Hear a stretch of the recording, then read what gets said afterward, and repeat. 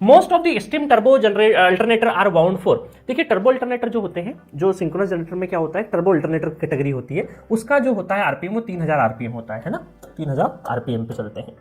अब देखिए 3000 आरपीएम पे चलने का मतलब एक एनएस की जो स्पीड है वो 3000 आरपीएम रिवोल्यूशन पर मिनट, ठीक है। तो NS equal to 120 F by P होता है ना, पी। अब आप देखो फ्रीक्वेंसी क्या होता है, इंडिया में क्या यूज होती है, फ्रीक्वेंसी 50 हर्ट्ज होती है। तो फ्रीक्वेंसी अगर 50 हर्ट्ज रखूंगा तो मैं नंबर ऑफ पोल क्या रखूं कि 3000 आरपीएम मिले मुझे। तो आपको पता लगेगा कि नंबर ऑफ पोल आप 2 रखेंगे तब आपको क्या मिलेगा, 3000 आरपीएम मिलेगा। तो आपको जब भी कोई पूछे कि भाई स्टीम पावर प्लांट या थर्मल पावर स्टेशन में जो अल्टरनेटर होता है कितने पोल का होता है, तो आप बोलेंगे 2 पोल का होता है, तभी हमें 3000 आरपीएम मिलेगा, ठीक है। तो A is the correct answer, A is the correct answer.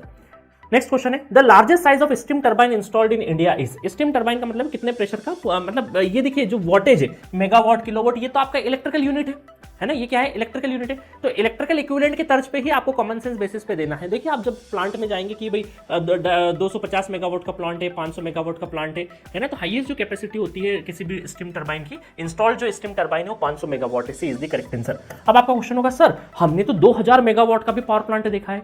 तो आप जब उस प्लांट के अंदर जाएंगे ना, 2000 मेगावाट के जो पावर प्लांट के अंदर जब जाएंगे तो आपको पता चलेगा कि वहां पर 500 मेगावाट की 4 यूनिट है अलग अलग। 500 मेगावाट इधर है, 500 मेगावाट, 500 मेगावाट, 500 मेगावाट। एक पूरा 2000 मेगावाट का प्लांट नहीं होता है। 2000 मेगावाट जो है, जो रेटिंग है वो ओवरऑल प्लांट की कैपेसिटी शो करता है। उस प्लांट के अंदर छोटे छोटे छोटे छोटे 500 मेगावाट क्या होते हैं, सब प्लांट्स होते हैं, है ना। या छोटा 500 मेगावाट का पावर प्लांट होगा तो उसमें हो सकता है 250 की 2 यूनिट हो, 250 मेगावाट की 2 यूनिट हो, है ना। इस तरीके से होता है वो पूरा का पूरा अरेंजमेंट।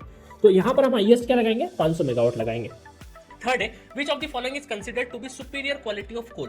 देखिए कोल को लेके सुपीरियर क्वालिटी क्या होनी चाहिए कि भाई जल्दी से आग लग जाए और एश कंटेंट उसमें कम से कम रहे, है ना। तो जल्दी से आग लगने मतलब हाई कैलोरीफिक वैल्यू हो कि जल्दी से आग पकड़ ले। तो इसमें मैं एक टेबल बता देता हूं आपको, नॉर्मली सब जगह काम आएगा। इंक्रीजिंग ऑर्डर में आपको बता देता, या एक काम करते सबसे अच्छी क्वालिटी के कोल से स्टार्ट करते। तो एंथ्रेसाइट है ना, एंथ्रेसाइट, अभी स्पेलिंग आ जाएगी ना, टेंशन मत लेना। एंथ्रेसाइट, बिटुमिनस, बिटुमिनस में भी 2 टाइप होते हैं बट उस टाइप की जरूरत नहीं, बिटुमिनस याद रखना। लिग्नाइट और 4th नंबर का होता है पीट कोल, है ना। तो इस तरीके से सबसे अच्छा ये हाई कैलोरीफिक वैल्यू, इस तरीके सबसे अच्छी इसकी, उसके बाद इसकी, उसके बाद इसकी, उसके बाद इससे। अच्छा कोल मतलब एश कंटेंट कम से कम हो। तो अगर कोई आपसे पूछे कि एश कंटेंट सबसे ज्यादा किसमें होगा, तो जिसमें कम आग लगेगी, मतलब उसमें ज्यादा एश, तो हम ये बोलेंगे पीट टाइप का। तो ये हाई कैलोरीफिक वैल्यू सबसे अच्छी एंथ्रेसाइट की, फिर बिटुमिनस की, फिर लिग्नाइट की, फिर पीट। तो अभी सुपीरियर क्वालिटी कौन होता है, एंथ्रेसाइट होता है। बट सर एंथ्रेसाइट तो हमारा ऑप्शन में अवेलेबल नहीं है, तो दूसरे नंबर का कौन सा है, बिटुमिनस। तो हम क्या टिक करेंगे, बिटुमिनस टिक करेंगे। तो A is the correct answer, है ना, considered to be superior quality of coal. चलो साइड